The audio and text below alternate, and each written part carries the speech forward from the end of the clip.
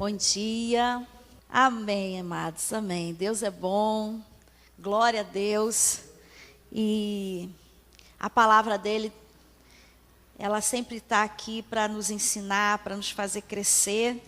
Então, mais importante do que conhecimento que a gente possa passar, que realmente chegue revelações profundas no nosso espírito, para gerar mudança e transformação na nossa vida. Amém?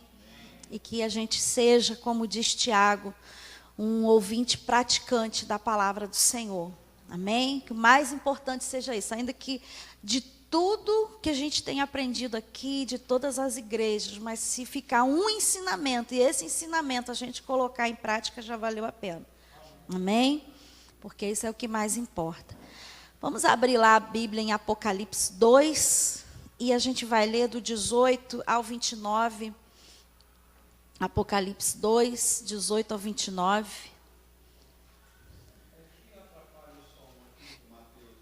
Essa é a música do carro? Está um pouquinho alto. Tá um pouquinho aqui. Se puder abaixar só um pouquinho, ajuda. Obrigada. Eu estava achando até que era lá de fora.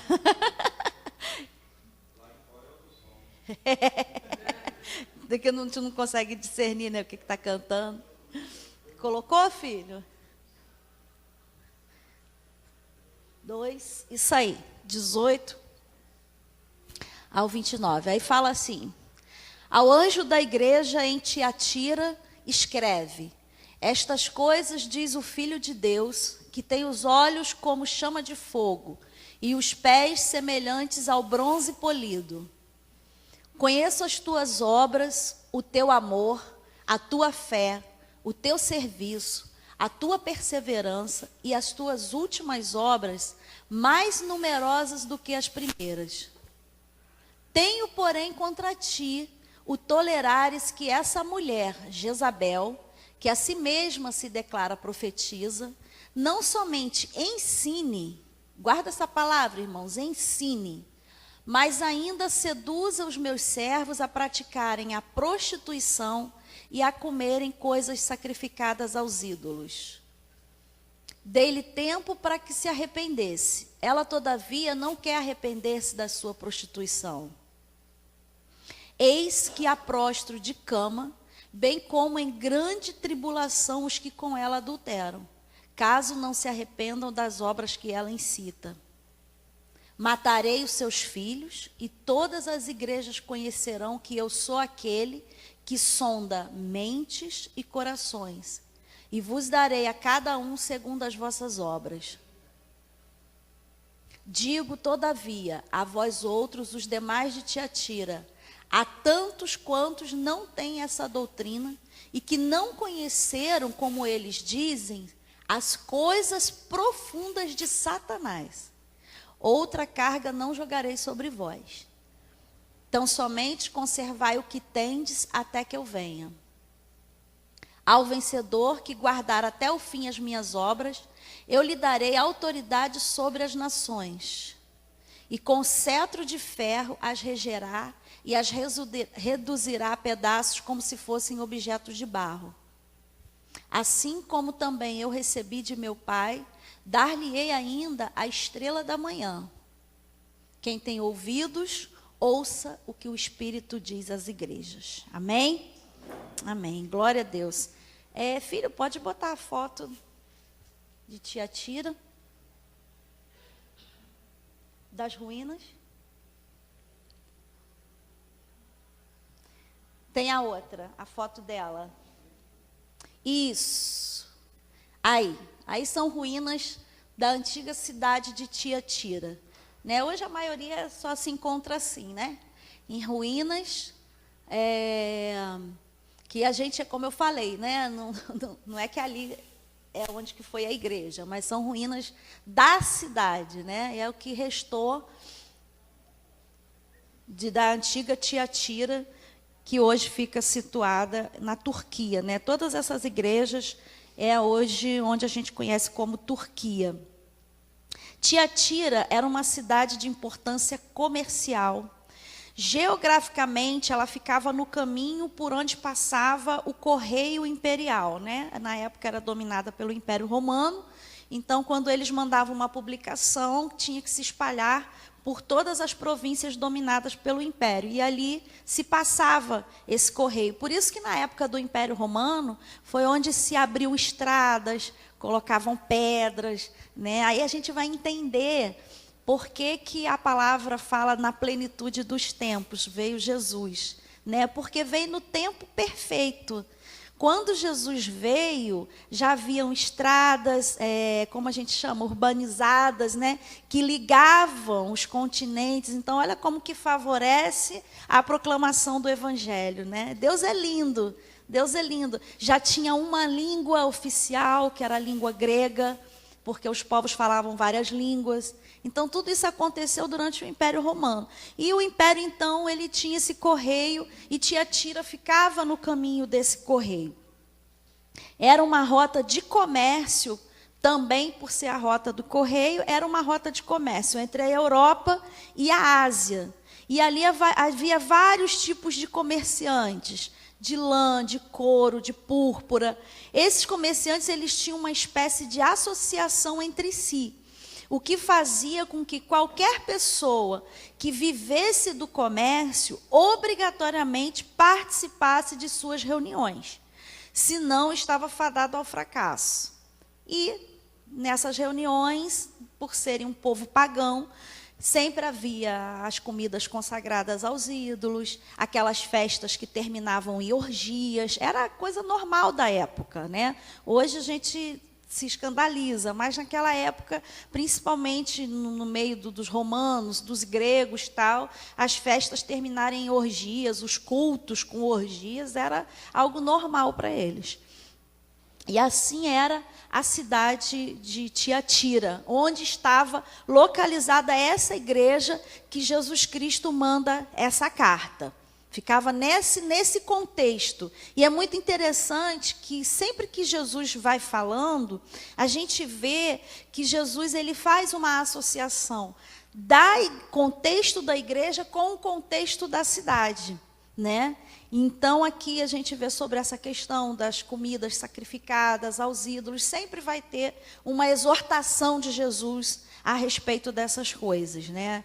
Tem carta que ele fala, compre de mim, a gente vai ver isso lá em Laodiceia. Então, tem a ver com aquela cidade, né? Não vou dar spoiler da Laodiceia, não. Deixa a Laodiceia para o próximo domingo, porque hoje a gente tem duas para ver.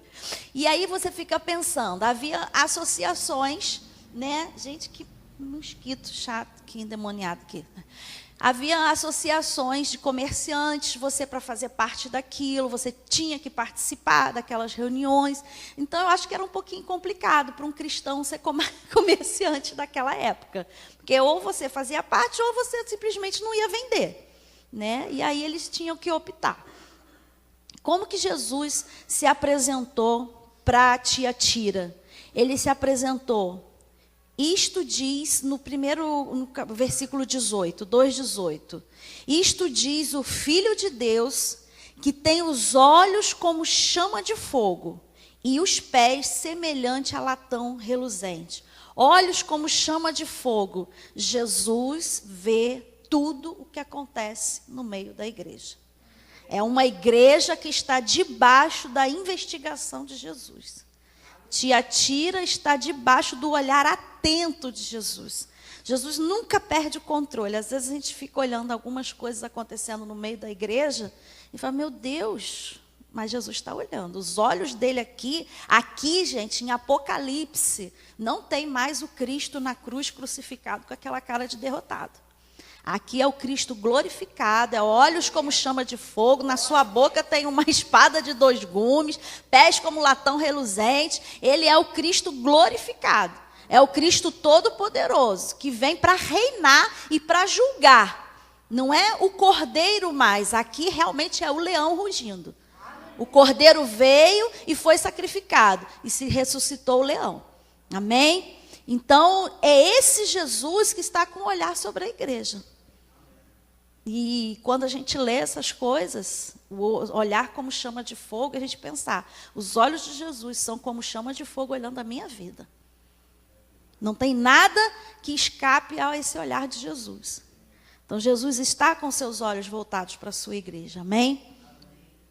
Pés como latão ou bronze, em algumas versões fala bronze, reluzente. Aquele que tem autoridade para esmagar seus inimigos embaixo dos seus pés. E ele fala que vai fazer isso. Amém? A gente vê até em Salmos, né? Que ele esmaga os seus inimigos embaixo dos seus pés. E isso vai acontecer. E aqui ele já traz esse alerta para a igreja. Porque, como eu falei, a gente ter Jesus como aliado é bom demais. Mas o problema é quando Jesus fala, eu tenho algo contra você. E eu estou te dando tempo para você se arrepender. Então é melhor se arrepender. Porque aqueles que estão se colocando em posição de inimigos de Deus dentro da igreja vão ser esmagados por esse pé. Amém? Então aqui nós temos um Cristo cheio de autoridade e que conhece todas as coisas, que sonda todas as coisas. Amém? E Jesus, como sempre, ele começa sempre elogiando. Isso até traz um ensinamento para a gente, de quando a gente vai trazer correção para uma pessoa, a gente já não chegar já só marretando. Não, você começa, né, elogiando. Começa falando das coisas boas da pessoa. Jesus faz isso nas suas cartas. Em todas as cartas aqui, a gente vê Jesus fazendo isso. Olha, eu conheço as tuas obras. Eu sei que você faz isso, eu sei que você faz aquilo. Aí depois ele vem. Tenho, porém. Mas tem algo. Né? E aqui, Jesus ele começa falando de Tiatira. Olha que igreja abençoada. No versículo 19 ele fala, conheça as tuas obras, o teu amor. Ó, Éfeso não tinha amor, Tiatira tinha amor. A tua fé é algo que agrada a Deus. O teu serviço, uma igreja trabalhadora. A tua perseverança, em tempos de perseguição, uma igreja que perseverava.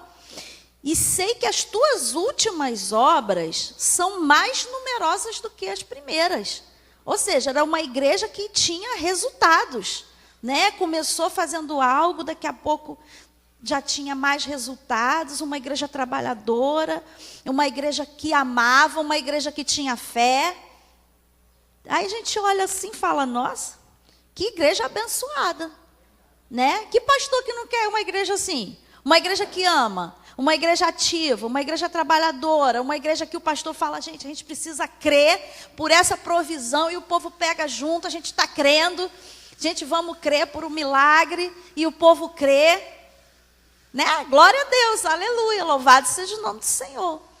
Porque, amados, a igreja de Cristo, ela é assim, ela sempre vai ter as coisas boas acontecendo, mas, infelizmente, também vão ter coisas ruins. Isso aí, amados, o joio e o trigo só vão ser separados na última ceifa. E só quem pode fazer isso é Jesus Cristo. Por mais que os frutos denunciem a árvore, nós não temos autoridade de falar, não, você é joio, vai embora, você é trigo, você fica. Não tem como, porque há o risco da gente arrancar o trigo junto com o joio. Então, assim, essas coisas vão acontecer no meio da igreja. E aí, Jesus faz esses elogios dessa igreja abençoada, né? Ativa, tinha amor, tinha fé, perseverante, com muitos resultados. Aí ele fala, no 20, mas tenho contra ti que toleras a mulher Jezabel, que se diz profetiza. Ela se dizia profetiza. Ela ensina e seduz os meus servos a se prostituírem e a comerem das coisas sacrificadas a ídolos. O que acontece com Tiatira? Tiatira, ela permitia que uma mulher que se auto-intitulava profetisa ensinasse na igreja. Esse é um perigo enorme para qualquer igreja. Não é qualquer pessoa que você pode colocar diante do povo de Cristo para trazer ensinamento. E eu venho de um tempo, acho que Cristiane também passou por isso, né? Em que assim, as pessoas mal se convertem, já estão lá na frente, e aí a pessoa não tem conhecimento, e a pessoa começa a ensinar, a falar, como a gente fala, não fala lé com cré, E isso traz uma confusão na igreja. Amados, o ensino sempre tem que vir da autoridade que está na igreja. Tanto que aqui, em todas as cartas, Jesus não fala, eu estou enviando uma carta para a igreja. Ele fala ao anjo da igreja. É o pastor. A responsabilidade, se tem uma pessoa que é incapaz de trazer ensino e ela está ensinando ali, a responsabilidade é do pastor. Amém? Porque o Senhor colocou o pastor para cuidar e zelar do povo dele. E o pastor não pode estar passando para qualquer pessoa essa responsabilidade de trazer ensino para a igreja. E aqui foi dada a essa mulher, tanto que ela estava contaminando toda aquela igreja. E aqui a palavra, quando fala Jezabel, não quer dizer que o nome dessa mulher realmente fosse Jezabel. Mas era uma mulher que atuava com o mesmo espírito que tinha na Jezabel de Acabe, que tem lá no Antigo Testamento, que essa mulher fez esse rei pecar e fez o povo de Israel passar a adorar Baal, adorar outros deuses. Tanto que é quando tem a questão de Elias e os profetas de Baal, né? Elias ora, cai fogo do céu, mata aqueles profetas todos, eram todos profetas e sacerdotes de Baal, de Jezabel. Jezabel introduziu o culto pagão no povo de Israel. E aqui nós temos uma mulher com esse mesmo espírito e com autoridade dentro dessa igreja. Aí Jesus já está despertando a igreja. Por quê? Porque ela não só ensinava, mas os seus ensinos eram tolerados. E o ensino de Jezabel, ele trazia destruição. Por quê? Ela ensinava o povo a pecar livremente, a se prostituir, a comer das coisas sacrificadas aos ídolos. Mais na frente, a gente vai ver aqui, no versículo 24, quando Jesus está falando sobre os demais, ele fala que não conheceram as chamadas profundezas de Satanás. Isso aqui dá a entender que uma das doutrinas que essa mulher trazia era ensinar o povo a conhecer as profundezas de Satanás. Ou seja, para você ser mais do que vencedor sobre Satanás, você tem que conhecer tudo dele. Tem que mergulhar nos ensinamentos dele. Amados, eu vim de um tempo que eu cheguei a entrar um pouco nas questões de ensino de batalha espiritual, né? E de tudo não é ruim, tá, amados? Tem muita coisa boa que a gente aproveita, porque há uma batalha acontecendo, a gente não pode negar, né? O inimigo, o mundo espiritual é muito mais real do que o mundo natural, mas a gente tem que ter o cuidado de não querer saber tanto sobre Satanás, mergulhar tanto nas coisas do Satanás, porque a gente tem que conhecer sobre a verdade e não sobre a mentira. Vocês querem ver uma coisa? Como que a polícia... as pessoas, eu não sei se é a Polícia Federal, que investiga a questão de falsificação de dinheiro. Eles não estudam as notas falsas, eles estudam as notas verdadeiras. Eles estudam tanto a nota verdadeira que quando chega uma falsa, ele identifica de cara. Não, isso aqui tem um negocinho que não é aqui. Então, assim a gente tem que ser com a palavra de Deus. Não é a gente se preocupar em saber todas as estratégias de Satanás, todos os desígnios de Satanás. Não, eu tenho que saber tudo que a palavra me diz que eu preciso saber. Então, quanto mais eu conheço a Cristo, quanto mais eu conheço a palavra do Senhor, mais eu estou me revestindo do Senhor e da autoridade que Ele me deu. E quanto mais eu sei quem eu sou em Cristo, melhor fica nessas questões de lidar com Satanás. Porque Satanás sempre vem o quê? Com mentira, com engano, com acusação. Mas se eu sei quem eu sou em Cristo, assim como foi com Jesus, a gente não viu Jesus usando estratégias, aqueles negócios de desenho japonês, sair luzinha. Com Satanás, a gente viu Jesus derrotar Satanás na palavra. Qual foi a arma que Jesus usou? A espada de 2 gumes. A palavra do Senhor. Amém? Então, é até um alerta, amados, porque a igreja gosta muito de novidade. E aí aparecem várias novidades, né? Eu lembro, na época do estudo da Nova Era, a pastora pegou, os pastores, meu Deus do céu, a gente ficou tudo noiado.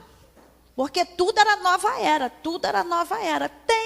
Tem sim, existe um movimento, a nova era é um sistema satânico que está preparando o povo para a vinda do anticristo. Só que a gente entrou assim, e era um frisson, você está fazendo estudo de nova era e tal. E aí, acontece o seguinte, a gente começa a deixar de estudar a palavra de Deus, para estudar as coisas da nova era. Esse é um perigo. Então, a gente tem que ter muito cuidado com novidades. Amém, amados? A maior revelação que nós temos está aqui. Essa aqui, tanto que, como eu falei, o livro de Apocalipse, ele é chamado de revelação de Jesus Cristo. Então, a gente tem que ter muito cuidado, sabe, amados, com os ensinamentos, com coisas novas. A maior boa nova se chama Evangelho. Essa é a maior boa nova, amém? Amém. Deixa eu só beber uma aguinha aqui. Aleluia. Amém? Dá um glória a Deus aí, irmão, para espantar o sono. Vamos adorar o Senhor. Em Tiatira, nós tínhamos 3 grupos de crentes. Nós tínhamos os que seguiam as doutrinas de Jezabel. Nós tínhamos os que não seguiam, mas toleravam. Os que eram fiéis à doutrina de Cristo. Então, fora o risco de se deixar guiar por uma doutrina, vamos chamar de doutrina estranha, há o risco, amados, de tolerar. Eu não sigo, mas deixo acontecer. Não, dentro da igreja a gente não pode tolerar o que é intolerável por Jesus Cristo. Amém? Então, tinha esses 2 grupos. E mesmo assim, ainda sempre há um remanescente fiel, né? Sempre há um remanescente. Sempre tem os 700 que não se dobram. Então, sempre tem dentro da igreja aqueles fiéis. É possível, amados, mesmo estando diante de doutrinas corrompidas, ensinos errados, é possível se manter fiel à palavra do Senhor e fiel ao Senhor. Por quê? Porque hoje nós temos acesso à palavra e hoje nós temos aquele que nos ensina em todas as coisas, o Espírito Santo habitando dentro de nós. Ele nos guia, ele nos mostra. Então, se alguma coisa está sendo ensinada amados, a gente precisa realmente ser como os crentes de Bereia, que eram mais nobres. Por quê? Porque quando os apóstolos ensinavam, eles pegavam a palavra e iam conferir. Amados, a gente nunca pode se sentar numa igreja e ficar como vaquinha de presépio, recebendo a palavra, sem conferir na palavra. Isso é de Deus? Isso não é de Deus? Está dentro da palavra, mas aí, eu lembro que quando a gente foi fazer o rema, eu e Marcelo, eu tomei muito susto, porque havia coisas, né, que a gente acreditava a vida inteira, e de repente aquelas coisas eram questionadas. E eu falei, Senhor, isso aqui não é heresia, não? E eu lembro que um dos maiores choques que a gente recebeu, que, no caso para mim, foi quando se falou da humanidade de Jesus Cristo. Né? Por quê? Porque eu achava que tudo que Jesus Cristo fez aqui na terra é simplesmente porque ele era Deus. Então ele era Deus, ele curava, ele ressuscitava e tal. E aí a gente foi descobrir na palavra que ele se esvaziou de toda essa atributos divinos para se tornar tão humano quanto nós e foi pleno do Espírito Santo. Então, tudo que ele fazia é porque ele era pleno do Espírito Santo. Porque senão ele nunca poderia falar, vocês vão fazer as coisas que eu faço e maiores ainda. Como que eu vou fazer as coisas que Deus faz? Não, por que vocês podem? Porque o mesmo Espírito que está em mim vai estar em vocês. Amém? Então, amados, eu lembro que era um tempo que eu tinha que chegar em casa e eu tinha que pegar a Bíblia e conferir. E eu não conseguia nunca questionar, porque quando eu abri a palavra, estava lá exatamente o que estava sendo dito. Falei, não, gente, realmente é a Bíblia. Outra coisa que quebrou na minha vida é porque eu fui doutrinada que uma vez salvo, salvo para sempre. Então, aquilo ali, para mim, era uma doutrina estabelecida. Aí, o dia que a gente se deparou com Hebreus, que fala que aqueles que uma vez foram iluminados, participaram do dom celestial, experimentaram do Espírito Santo e caíram, é impossível ser reconduzido ao arrependimento. Eu falei, não, tem alguma coisa errada. Falei, então aquilo que eu aprendi não está muito de acordo. O que valeu? A palavra prevaleceu. E é isso que eu falo, amados, independente da palavra que eu possa falar, a palavra dos pastores, a palavra que você escuta no YouTube, a autoridade maior é sempre a palavra de Deus. Amém? Por quê? Porque às vezes a gente pode ter um entendimento errado. Amém? E é por isso, amados, que é muito bom a gente estar sempre sentando para aprender. Uma hora a gente está aqui ensinando, mas outra hora a gente está sentado aprendendo. Amém? Estamos sempre aprendendo. Amém? E isso aqui, amados, foi o que aconteceu com a igreja de Tiatira. É uma igreja que se permitiu ser ensinada por uma pessoa que se autodeclarava profetisa sem ser. Amém? E aí nós vamos ver Jesus falando. É difícil a gente ver Jesus falando umas coisas dessa, né? A gente está acostumado com Jesus do perdoa seu inimigo. Mas quando Jesus vem com juízo, isso é para estremecer. Mas o juízo de Jesus nunca vem antes dele oferecer misericórdia. Porque ele é misericordioso, o Senhor é misericordioso. E aí a gente vê aqui no versículo 21, que ele fala, dei-lhe tempo para que se arrependesse. E ela não quer arrepender-se da sua prostituição. Eis que a lanço num leito de dores, numa grande tribulação, os que cometem adultério com ela, se não se arrependerem das obras dela, e ferirei de morte a seus filhos, e todas as igrejas saberão que eu sou aquele que esquadrinha os rins e corações. Então aqui nós vemos Jesus trazendo juízo para essa mulher e para aqueles que seguiam a doutrina. Porque, amados, nós somos responsáveis pelo que ouvimos e pelo que colocamos em prática. Ah, Senhor, mas eu estou fazendo isso porque fulano me ensinou errado. Você tem acesso à palavra. Você tem o Espírito Santo para te guiar. Então aqui nós temos Jesus trazendo uma palavra de juízo não só para ela que ensinava, mas para os que seguiam o seu ensino. E que praticavam as coisas que ela ensinava. E o juízo aqui, amados, pecado sempre gera morte.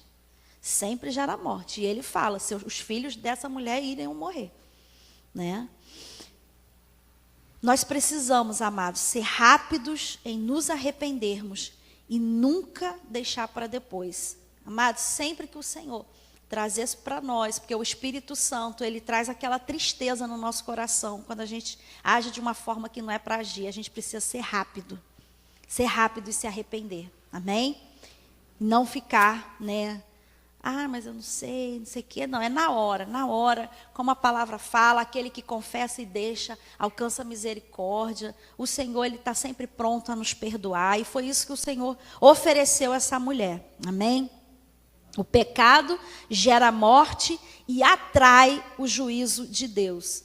Tem uma palavra, amados, que está no Novo Testamento, que se não me falha a memória, apóstolo Paulo que fala, considerai, pois, a bondade e a severidade de Deus. Deus é bom, mas Deus é justo. Amém? Aqui às vezes a gente acha, né, na nova aliança, é tudo flores, você peca, você continua bonitinho. Amados, pecado sempre vai te levar para a morte, é caminho de morte. Né? A gente viu que Ananias e Safira foram mortos na nova aliança. Né? Juízo de Deus foi exercido naquele lugar. Mas houve tempo para arrependimento. Houve tempo, né? Se aquele homem, na hora que Pedro fala, você vendeu, e ele fala, ali naquele momento se arrependesse, olha, eu menti. Tal. Naquela hora ele seria perdoado. A mesma coisa foi dada à esposa. Mas mentiram ao Espírito Santo. O juízo veio na nova aliança. Amém?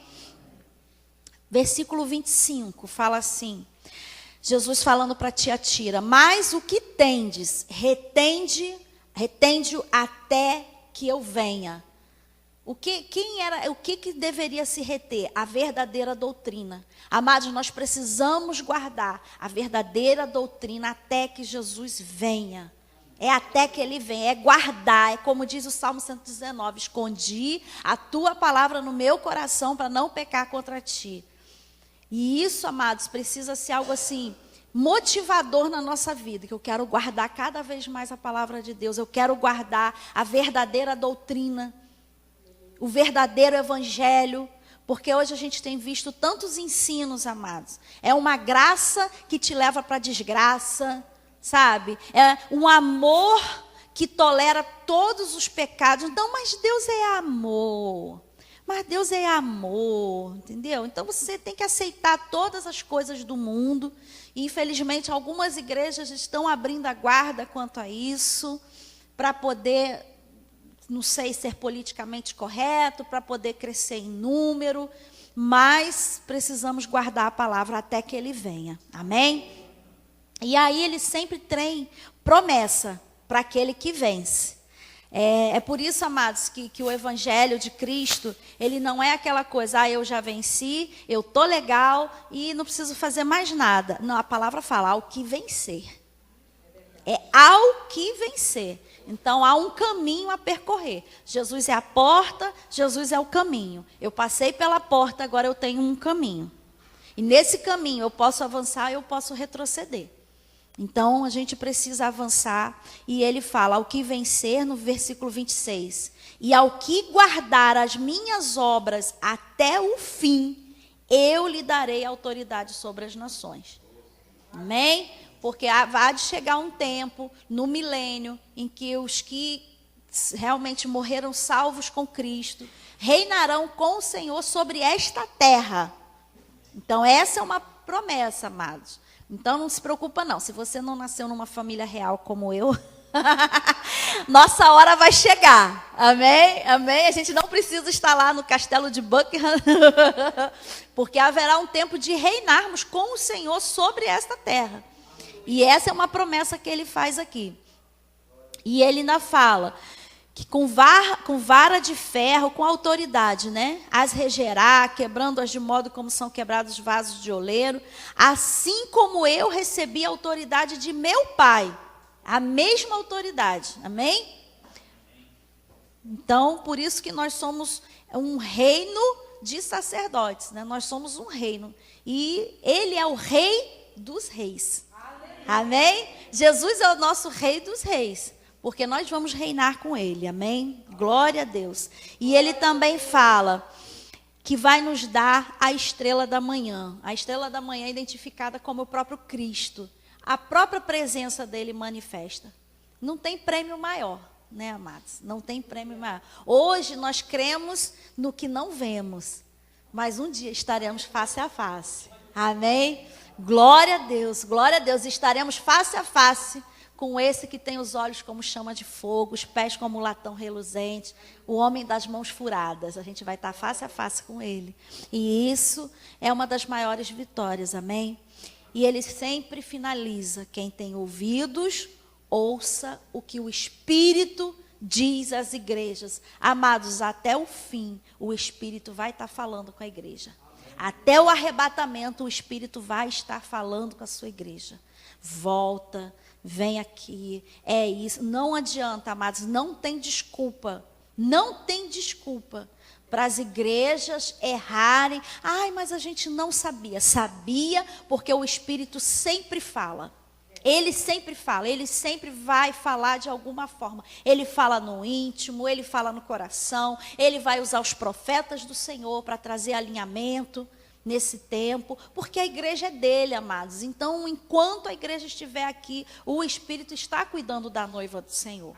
Amém? Glória a Deus. Vamos para Sardes. Vai botar lá, filho?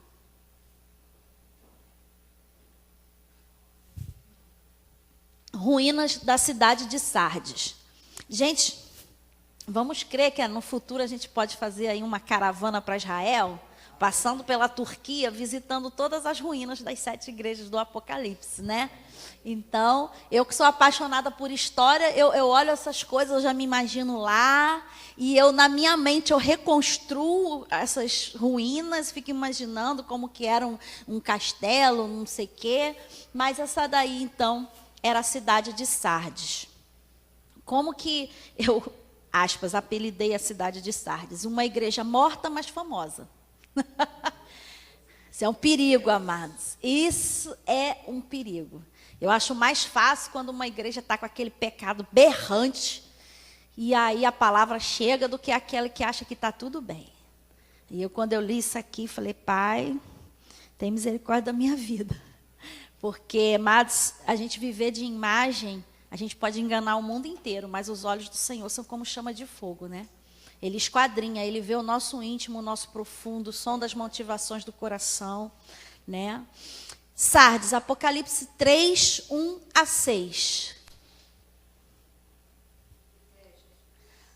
Apocalipse 3, 1 a 6. Fala assim. Ao anjo, por mim, se tivesse deixado, não tem problema não. A mim não me atrapalha ler. Ao anjo da igreja em Sardes escreve: isto diz aquele que tem os 7 Espíritos de Deus e as estrelas.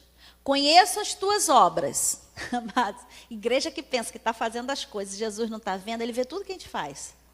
Não tem essa história. Em todas ele fala, conheço as tuas obras. E detalhe, ele conhece aquilo que a gente faz em público e que faz no oculto. Né? Não tem essa história. E nessa hora ele tampou o olho, não tampou não. Tens nome de que vives e estás morto. É forte. 2, filho. Sê vigilante e confirma o restante que estava para morrer. Uns já morreram e outros estão quase morrendo. Porque não tenho achado as tuas obras perfeitas diante do meu Deus. 3, Dani. Lembra-te, portanto, amados, a gente vê Jesus falando várias vezes, lembra-te, que o Espírito Santo, ele possa nos lembrar de coisas que a gente pode ter esquecido na caminhada, né? Às vezes é um chamado, às vezes é uma palavra que o Senhor nos deu, às vezes foi uma confirmação de algo e a gente continua sem lembrar. Então, verdadeiramente, como Jeremias falou, eu quero trazer à lembrança aquilo que me traz esperança.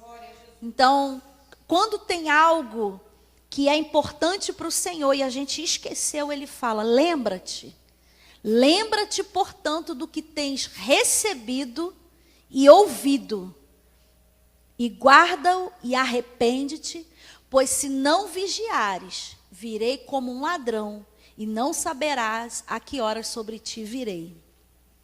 Mas também tens em Sardes algumas pessoas, como eu falei, né? Sempre tem os remanescentes. Algumas pessoas que não contaminaram as suas vestes, e comigo andarão vestidas de branco, porquanto são dignas. O que vencer será assim, vestido de vestes brancas, e de maneira nenhuma riscarei o seu nome do livro da vida. Antes, confessarei o seu nome diante de meu Pai e diante dos seus anjos. Quem tem ouvidos, ouça o que o Espírito diz às igrejas. Amém? Aleluia. Eu acho que essa carta aqui, só o texto em si já fala tudo sobre essa igreja, né? Mas vamos ver aqui algumas instruções que o Senhor traz para nós. Porque como eu falei, amados, não adianta a gente ficar localizando, imaginando, é a igreja tal. E essa é aquela igreja que é famosa. Eu não tenho como julgar, amados. E sempre há um remanescente fiel. Por mais que a gente olhe uma igreja e fale, meu Deus, o que está acontecendo ali? Ali ainda há um remanescente fiel. Amém? Sardes era uma cidade magnífica, situada no alto de uma colina, com muralhas e bem fortificada. Só a gente lembrar desses filmes, tipo Troia, né? Aquela cidade toda murada. Assim era Sardes. Só que além de ser murada, e não era um murozinho de concreto igual esse aí, não, gente. Era aquelas pedras enormes. As pessoas construíam em cima das muralhas, né? Além de ser fortificada com essa muralha, ainda ficava em cima de uma colina. Então, tudo isso dificultava invasões. Porque era normal naquela época, nas cidades, as guerras, um querer tomar o território do outro, aquelas coisas. E Sardes, vamos dizer assim, era uma cidade que, tipo, se vangloriava disso. Porque era fortificada, no alto da colina, dificilmente alguém entraria. Porém, por 2 vezes, ela foi derrotada por inimigos que o quê? Acharam um buraco na muralha. Um buraquinho na muralha. Foi suficiente para o inimigo entrar e destruir a cidade, não de fora para dentro, mas de dentro para fora. Né? No ano 17 depois de Cristo, Sardes foi parcialmente destruída por um terremoto e reconstruída pelo imperador Tibério. E essa cidade ficou famosa por sua decadência moral e licenciosidade. Né? Então, pensa, uma cidade a princípio murada, tal, mas que depois da sua reconstrução o povo se perdeu moralmente. Né? E é muito triste. Aí você pensa, uma igreja situada nesse contexto de uma cidade perdida na sua moral, em questões sexuais, né? Totalmente depravada. E justamente a igreja que está ali, que poderia ser sal e luz, essa igreja não fazia diferença nenhuma naquele lugar. Isso era muito triste. Como que Jesus se apresentou? Ele fala, no versículo 1, isto diz aquele que tem os 7 Espíritos de Deus e as 7 estrelas, como a gente já viu, as estrelas são os anjos, os pastores.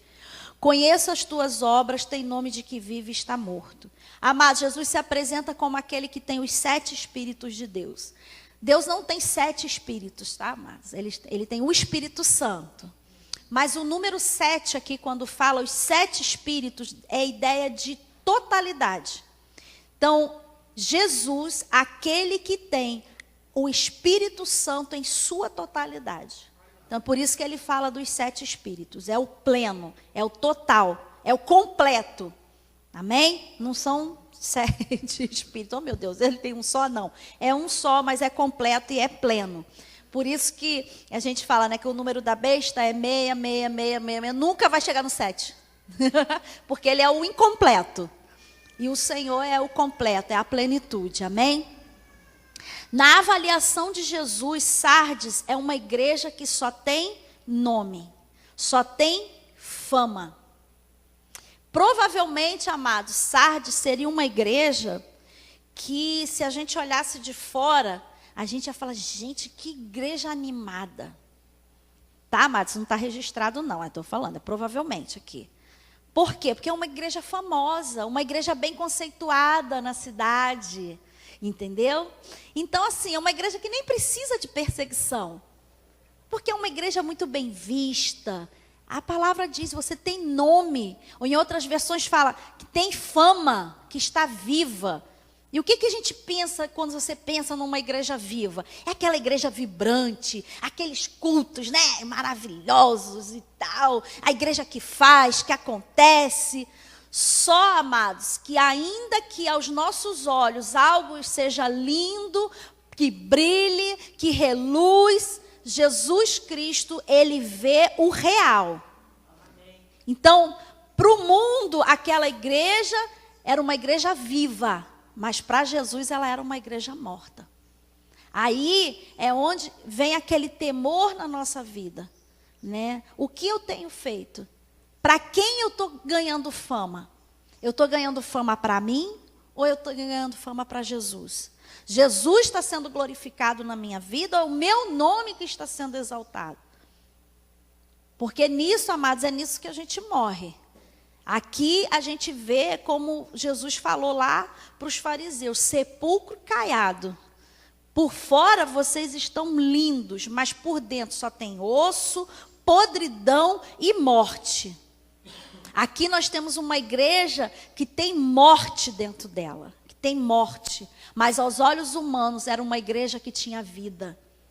E a gente não pode se permitir de ser enganado dessa forma. Nem a respeito de nós mesmos e nem, amados, de achar, não, estamos bem. Como eu sempre falo aqui, amados, quando o Senhor começou a trazer esse desejo no meu coração de estudar sobre as igrejas do Apocalipse, eu não estava entendendo o porquê, mas hoje, amados, eu penso que o Senhor, Ele quer nos vacinar, porque, amados, o crescimento vem. O crescimento vem, isso é certo, porque é o Senhor que dá o crescimento. E foi o Senhor que estabeleceu essa igreja aqui nesse local. E é com o crescimento que vem esses perigos, né? Da gente crescer e a gente achar que está uma igreja vibrante, cheia de vida, e de repente o Senhor falar, vocês só têm fama, vocês só têm nome. Então, como a pastora falou aqui, a gente não quer que o nome da Vem Viver seja conhecido. Nossa, lá vai fazer festa das crianças. Nossa, aquela igreja. Não, ali o povo ama. Olha, ali tem Jesus naquele lugar. Jesus, é como a gente falou, amados. Apocalipse, nessas cartas, as igrejas são os 7 candeeiros. Os 7 candeeiros e Jesus está no meio delas. Ele está no meio dela. Então, quem mostra Jesus para o mundo é a igreja. A igreja, quando quer olhar para Deus, para as coisas corretas, e para o mundo, quando quer olhar para Deus e para o que é correto, ele olha para a igreja. Por isso que quando há um escândalo com um pastor, um apóstolo, um bispo, é maior o erro. Por quê? Porque para o mundo, por mais que eles nos critiquem, por mais que não nos gostem, eles querem ver de nós uma atitude correspondente a Jesus Cristo. E aí há esse risco da gente querer fazer tanto coisas para Deus, mas sem se preocupar que o nome dele é que tem que aparecer e não o nosso nome. Amém? É por isso, amados, que eu, assim, no meu coração, eu não tenho essa coisa de que, eu sou Vem Viver. Eu sou Vem Viver, você é da Batista, você... Isso para Deus não é nada. Eu sou de Cristo e eu preciso ser como cristã. Eu tenho que ser cristã. Eu não tenho que agir como cristã, eu tenho que ser. Porque ser cristão é ser um pequeno Cristo, como a pastora Liliane, a irmã Liliane falou aqui na quarta-feira. Amém? É assim que o mundo precisa nos conhecer. Amém? Vamos em frente. No versículo 2, ele fala, ser vigilante. O que eu falei, né? Tem o contexto da cidade. Aquela cidade pereceu 2 vezes porque achou que não precisava vigiar porque tinha uma muralha. E aí Jesus fala para essa igreja, ser vigilante. Ser vigilante, confirma o restante que estava para morrer, porque não tenho achado as tuas obras perfeitas diante do meu Deus. Amados, aquela igreja, apesar de ter obras, essas obras não eram perfeitas. O que não eram perfeitas? Não eram íntegras. As motivações estavam erradas. Provavelmente, tudo o que se fazia nessa igreja era justamente para conseguir mais fama. Para que fosse bem vista. Para sair bem na foto. Né? E aí o Senhor fala, você vigia. Fique atento, fique alerta. Porque as suas obras não são íntegras diante de Deus. A palavra fala que as nossas obras serão provadas pelo fogo. Se não for íntegra, vai se consumir. Amém? Então, amados, tudo tem que ser a motivação do nosso coração. Porque eu, amados, sempre que eu venho ensinar, eu falo, Pai, por que eu vou estar ali ensinando? Eu estou ali porque eu sei que o Senhor tem um chamado na minha vida, mas é porque eu preciso agradar ao Senhor em primeiro lugar, amados. Ao Senhor. Não posso estar aqui na frente para mostrar a vocês o quanto eu sei, ou o quanto eu sou, eu não sei o quê. Se o nome de Jesus Cristo não estiver na minha frente, amados, eu não quero estar aqui. E se em algum momento da minha vida isso começar a querer que o Senhor tire de mim, já falei até para ele, falei, pai, se em algum momento o Senhor sabe todas as coisas, o Senhor perceber que eu estou indo para um caminho que vai me afastar do Senhor, me leva. Porque eu prefiro morrer antes da hora estar com o Senhor do que morrer velhinha, afastada dele. Amém? Então isso é algo que a gente tem que provar sempre. Qual é a motivação do meu coração? Qual é a motivação do meu coração, amados? E como diz o apóstolo Paulo, a motivação sempre tem que ser o amor ao Senhor, senão é só barulho. Amém? Dentro aqui da igreja a gente tinha pessoas que já estavam mortas espiritualmente, provavelmente pessoas que nem eram convertidas, pessoas que talvez tivessem o seu nome no hall de membros, mas não tinham o nome no livro da vida. E a gente tinha pessoas que estavam morrendo. Amém? E, amados, o que mata uma igreja? Por que essa igreja estava morta? A palavra fala que o salário do pecado era a morte. Então, provavelmente, devido ao contexto da cidade, tudo que tinha na cidade tinha dentro da igreja. E por isso as pessoas estavam morrendo.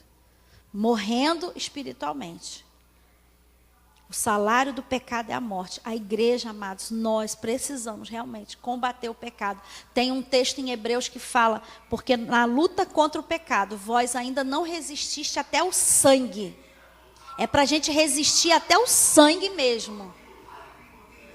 Se tiver que sangrar na luta contra o pecado, a gente precisa sangrar. Amém?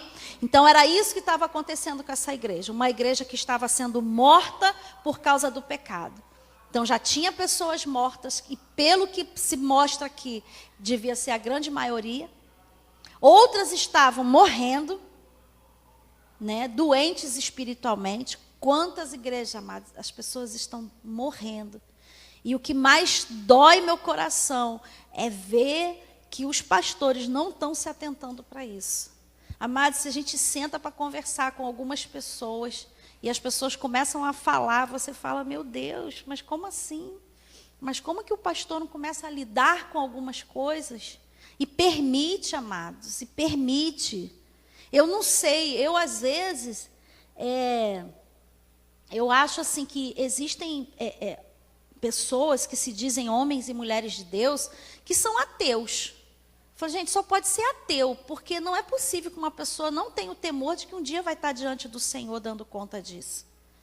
Né? E aí, às vezes a gente até se engana, olhar para algumas igrejas, nossa, quanto milagre está tendo lá dentro, quantas coisas, como dizia o antigo pastor nosso.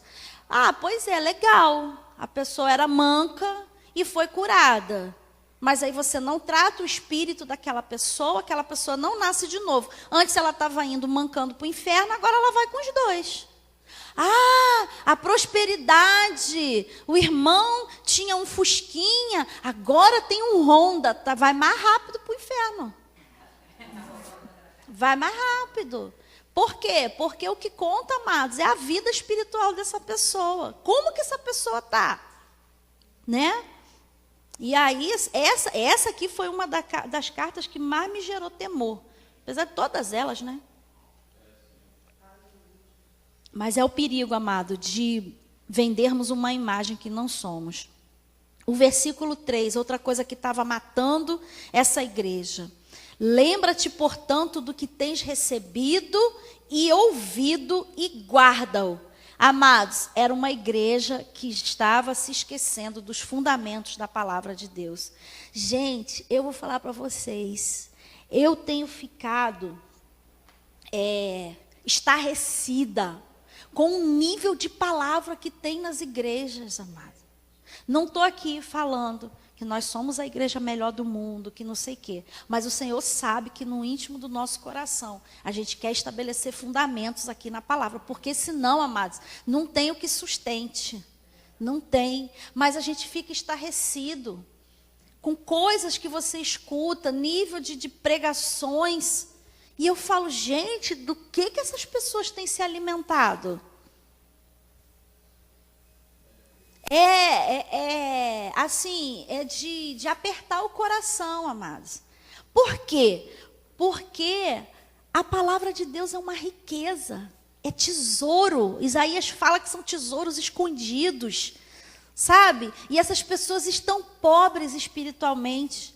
E às vezes se iludindo. Ah, nossa, aquela igreja avivada. Por quê? Porque tem movimento. Uma coisa é mover do Espírito Santo, outra coisa é movimento. Então, tem alguém que rodopia, tem o outro que dá profetada, o outro, né, dá ciola. Você sabe o que é dar ciolar, né? Cabo da ciola rodando. Entendeu? Aí a pessoa acha que porque a igreja tem movimento, nossa, que igreja avivada. E a palavra? Igreja que começa o culto, 50 pessoas falam, um fala uma abobrinha, outro fala um jamelão e não sei o quê. Aí, se tem alguém para pregar, dá 15 minutos. Ou igrejas que têm uma liturgia que obrigatoriamente o coral tem que cantar. Depois o conjunto das irmãs não sei o quê. E depois não sei o quê. E o irmão tem meia hora. Pastora foi pregar uma vez numa coisa de mulheres. E a pastora chegou para ela, olha, você tem meia hora para falar. Um evento de 4 horas. A palavra, meia hora.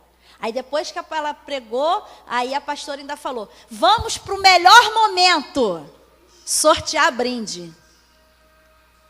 Então, quando a gente olha as igrejas, ou igrejas que, não, tem que ter louvor. Então, 1 hora e pouca de louvor e 20 minutos de palavra. Isso não dá, amados, é como o povo da antiga falava, isso não dá sangue. Isso não dá sangue, é querer viver de McDonald's, amado. McDonald's é gostoso? É, mas te mata. Enche na hora, você sai, que culto, nossa, cantou aquele louvor que eu chorei. Eu estava numa igreja, vou contar isso aqui rapidinho. Eu estava numa igreja e assistindo o Luciano Subirá. Gente, o povo sabe, né? Tem muita identificação, me abençoa muito. Então, assim, eu gosto de sentar e estar ouvindo. Meu Deus, tinha uma moça do meu lado com a filhinha. E a filhinha passava para lá e passava para cá. E ela nem aí. E a menina atrapalhando a gente direto. E passa e pula e vai. Até que teve uma hora que uma menina foi passar, Marcelo falou, não, agora você fica com ela. Aí eu olhei para a menina e falei, você senta aí do ladinho da sua mãe. Falei, gente, a mãe não corrige, dá licença. Eu quero ouvir a palavra. Mas uma luta, mas sabe o que é uma luta? Você ouvir a palavra. Eu falei, gente, o homem vem lá dos Cafundó do Judas, lá de Curitiba, para pregar a palavra, a pessoa não dá valor à palavra. Aí passou. Aí depois o pastor Degman estava junto, o pastor Degman começa a ministrar, aí a mulher levanta. Eu falei, que vontade de falar, agora para, tá? Agora para, tu não recebeu a palavra, não vai receber nada na música também não.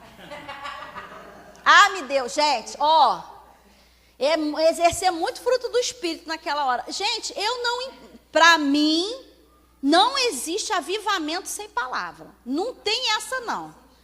Tem ciricutico, qualquer coisa, mas palavra, gente, o avivamento verdadeiro veio pela palavra. A gente tem aí as histórias, John Wesley, Spurgeon. Gente, aquele Daniel, pregador, nas mãos pecadores, não sei o quê, nas mãos de um Deus irado. Edwards, um sermão, as pessoas se seguraram nas cadeiras com medo de ir para o inferno, chorando, se arrependendo dos seus pecados. Isso é avivamento, amados. Isso é avivamento. É quando a palavra vem e te racha. Sabe? Como diz pastor Luiz Hermínio, avivamento não é quando você sai do culto rindo, não. É quando você sai chorando. Falando, eu tenho que mudar, porque essa palavra hoje me confrontou. Isso para mim é avivamento, é o que traz mudança de vida. É muito bom, gente, pensa numa pessoa que gosta de reteté, sou eu.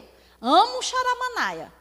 Gosto mesmo, e eu creio que vai ter dia aqui que o Espírito Santo não vai querer nem saber, não sei nem onde vão parar essas cadeiras. Não se escandalizem comigo, ainda bem que muitos aqui já me conhecem, eu sou escandalosa. Pensa quando vem uma unção do Espírito Santo, mas eu reajo do jeito que eu sou. Não deixo de ser quem eu sou, não, mas eu reajo. E eu sou escandalosa, né? Então já aviso os irmãos. Mas vai ter dia isso, mas isso, amados, não é o que nos sustenta todo dia. A palavra é alimento. A palavra é alimento. Amém? Então, esse é o verdadeiro avivamento. E a igreja de Sardes Estava deixando esse fundamento. No próprio versículo 3, Jesus começa a falar, você lembra da palavra, lembra do que você recebeu.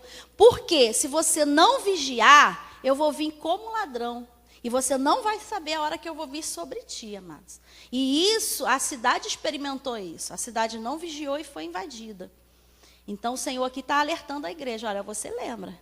Porque se eu vier, você não estiver vigilante, estiver morrendo, vocês vão ficar, gente. Amém? E ele fala para a igreja se voltar para a palavra, para a igreja se arrepender, para a igreja vigiar. Como que eu vigio? Em oração. Porque Jesus disse, vigiai e orai. Vigiai e orai, para não entrar em tentação. Amados, todos os dias, como diz a música do Tales, mas todo dia o pecado vem, me chama. Todo dia, gente, todo dia a gente enfrenta. Porque aqui a gente viu a estratégia de Satanás não foi perseguir essa igreja. Foi destruir de dentro para fora.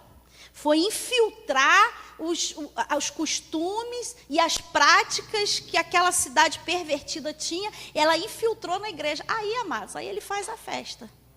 Quantos lembram aqui da história do cavalo de Troia? Como que foi destruída? Era uma muralha intransponível. Colocou-se um cavalo lá dentro e ali estavam os soldados escondidos e destruiu-se toda a cidade. Então, Satanás, ele é um excelente estrategista. A palavra fala que a gente não pode desconsiderar os ardis dele. Como eu falei, não é a gente ficar querendo mergulhar nas profundezas de Satanás. Vamos mergulhar nas profundezas de Jesus Cristo.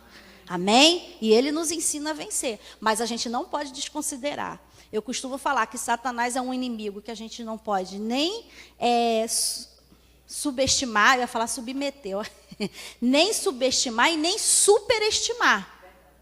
Eu lembro que uma vez eu li um livro de Rebeca Brown, que eu fiquei desesperada depois que eu li aquele livro. Falei, lascou-se, estou perdida? Porque o diabo está aqui em todo lugar, se eu piscar ele vai me pegar onde eu estou, tal, não sei o quê. Assim, tipo, caraca, é como se o diabo fosse maior do que Deus. Né? E aí a gente tem sempre os desequilíbrios. Aqueles que acham que o diabo nem está aí, que está em Miami bebendo Skol, e aqueles que tudo é o diabo, ainda faz besteira e bota a culpa no diabo. Né? Então, não é subestimar e nem superestimar. É a gente saber que ele está ali, saber que ele tem os ardis, mas a gente ficar atento. Adão, amados, lá no Éden, Deus falou para Adão. Adão não foi inocente quando caiu. Deus falou que ele tinha que guardar aquele jardim. Por que ele tinha que guardar? Porque já havia um inimigo à espreita. Né? E assim a gente precisa nos guardar também e vigiar em oração. Em Sardes, havia alguns que se mantinham em santidade. Lá no versículo 4 a gente vê isso. Mas também tens em Sardes algumas pessoas que não contaminaram as suas vestes e comigo andarão vestidas de branco, porque são dignas. Amados, uma coisa é Fabiana chegar para mim e falar, Sandra, você é uma pessoa tão digna. Uma outra coisa é ouvir do meu Senhor, que eu sou digna para Ele. Então, essas pessoas, mas vestes brancas, sempre fala de santidade, fala de pureza, fala de quem se mantém fiel, que luta contra o pecado. Como eu ouvi uma frase uma vez, nós não somos pecadores lutando para ser santo, nós somos santos na luta contra o pecado. Nós já temos uma veste branca. E a veste branca, na primeira coisa que espirra, ela aparece. Então, é a gente lutar para manter essa veste. Amém? E a promessa é andar com Ele, com vestes brancas, ter o nome no livro da vida, ter o seu nome confessado por Jesus diante do Pai. Lá no versículo 5 ele fala, o que vencer será assim, vestido de vestes brancas, totalmente puro, totalmente santo. De maneira nenhuma arriscarei o seu nome do livro da vida. Antes, confessarei o seu nome diante do meu Pai e diante dos seus anjos. Lembra que Jesus falou, quem me confessar diante dos homens, eu confessarei diante do Pai. Então, é o próprio Jesus falando, Pai, esse aqui é meu. Esse eu ganhei para você. Né? E vai confessar diante do Pai e diante dos anjos. E ele sempre finaliza, Quem tem ouvidos, ouça o que o Espírito diz às igrejas. Então, hoje, o Espírito Santo fala para nós, amados, cuidado com falsas doutrinas, cuidado com falsos ensinos. Hoje o Espírito Santo fala, vamos preservar nossas vestes brancas, não vamos nos contaminar, vamos ficar firmes na luta contra o pecado. Cuidado para a gente não vender imagem. Sempre, amado, sempre, em todo tempo, sondar o nosso coração. Sondar, Pai, por que eu estou ali? Qual é realmente a motivação do meu coração? Alinha a minha vida às tuas motivações, para que realmente a gente possa desfrutar, amado, de todas essas promessas aqui que o Senhor fez. Amém? Amém. Glória a Deus por isso.